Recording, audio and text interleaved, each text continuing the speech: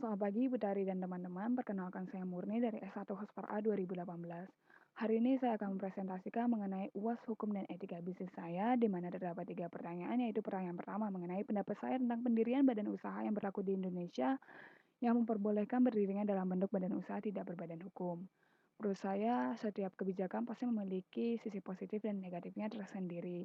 Dan dalam kasus ini, menurut saya, pemerintah dari sisi positifnya telah memahami dan telah memberikan kemudahan kepada masyarakat mengingat begitu beragamnya tingkat pendapatan masyarakat Indonesia. Contohnya warteg, kalau misalnya pemerintah disuruh mencatat pun pasti akan kewalahan untuk mencatat setiap barang dagangan dari warteg tersebut, dan bahkan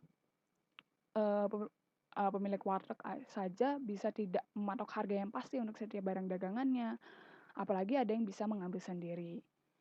UU Cipta Kerja pun yang sedang panas-panasnya mendukung badan usaha yang tidak berbadan hukum seperti UMKM dengan mempermudah segala macam persyaratannya, termasuk pendaftaran.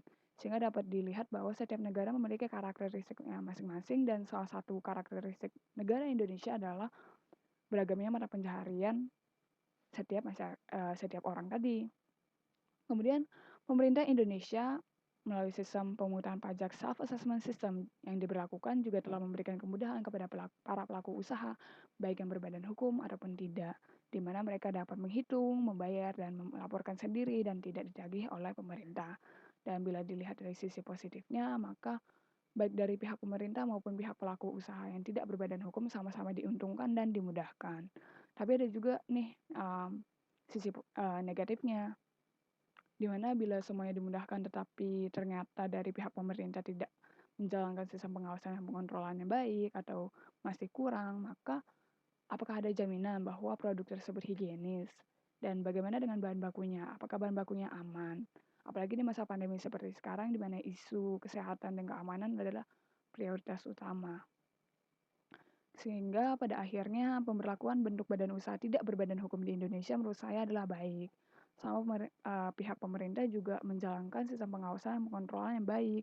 Karena bagaimanapun juga terdapat Undang-Undang Nomor 8 Tahun 1999 tentang perlindungan konsumen, tepatnya pada pasal 4 ayat 1 disebutkan bahwa salah satu hak konsumen yaitu hak atas kenyamanan, keamanan, dan keselamatan dalam mengkonsumsi barang dan atau jasa. Maka jelas bahwa hal tersebut adalah kewajiban setiap pelaku usaha, baik yang berbadan hukum ataupun tidak, dan semuanya akan kembali lagi kepada pelaku usaha tersebut, apakah ia akan beritikat baik. Kemudian untuk pertanyaan nomor 2 mengenai risiko dari karyawan apabila tempatnya bekerja melakukan strategi bisnis merger. Menurut saya hal tersebut akan erat kaitannya dengan status pekerja. Bila UU Nomor 13 Tahun 2003 tentang ketenaga kerjaan yang dijadikan acuan, di mana perusahaan dapat memilih untuk mengambil semua atau sebagian atau juga bisa melakukan rekrutmen ulang, maka pegawai dengan status pekerja PKWTT atau tetap dapat melakukan rekrutmen ulang, karena bagaimanapun juga mereka tidak dapat diputus secara sepihak hanya karena perusahaan tempatnya bekerja melakukan merger. Tapi hal tersebut akan berbeda bila status pekerja tersebut adalah PKWT, di mana ia bisa tidak mendapatkan apa-apa dan bahkan dapat diputus secara sepihak sebelum jangka waktu berakhir dan tidak mendapatkan pesangon. Kemudian bila UU Cipta Kerja yang dijadikan acuan sesuai dengan pasal 154A disebutkan bahwa perusahaan dapat melakukan PHK bila perusahaan melakukan penggabungan, peleburan, pengambil alihan, atau pemisahan perusahaan. Sehingga dapat disimpulkan bahwa dari pasal tersebut dapat dilihat baik yang berstatus PKWTT ataupun PKWT akan sama-sama di PHK, tapi tentunya dengan hak pekerja yang berbeda, di mana pekerja PKWTT akan mendapatkan hak berupa uang pesangon dan atau uang penghargaan masa kerja serta adanya jaminan kehilangan kerja. Sedangkan bagi pekerja yang berstatus PKWT, menurut yang sudah dipaparkan oleh Menteri Ketenagakerjaan bahwa perusahaan memiliki kewajiban untuk memberikan kompensasi kepada pekerja dengan status PKWT pada akhir masa kontrak. Kemudian contoh mega merger yang dilakukan pada tahun 2018 adalah PT Sejahtera Anugrah Jaya dengan PT Bogor Medical Center, tepatnya pada tanggal 29 Juni 2018, di mana pada kasus ini Risiko-risiko yang telah saya sebutkan sebelumnya dapat terjadi tergantung pada uh, status pekerja yang ada. Kemudian pendapat saya mengenai manfaat hak kekayaan intelektual dan bagi saya apabila saya nanti mempunyai usaha. Tidak dapat dipungkiri ya kalau misalnya hak kekayaan intelektual memiliki manfaat yang begitu besar, baik dari segi finansial maupun non finansial, di mana non finansial di sini artinya adalah citra atau nama dari perusahaan saya. Mari katakan kalau misalnya saya membangun usaha yaitu keripik tempe, produk saya adalah keripik tempe, dan bayangkan bila saya tidak memberikan trademark atau merek terhadap produk saya tersebut, sehingga akan ada kemungkinan orang-orang di luar sana yang membeli produk saya, kemudian menempelkan merek mereka sendiri gitu loh. Dan muncul anggapan di masyarakat bahwa, oh iya, produk tersebut adalah benar milik mereka, padahal bukan.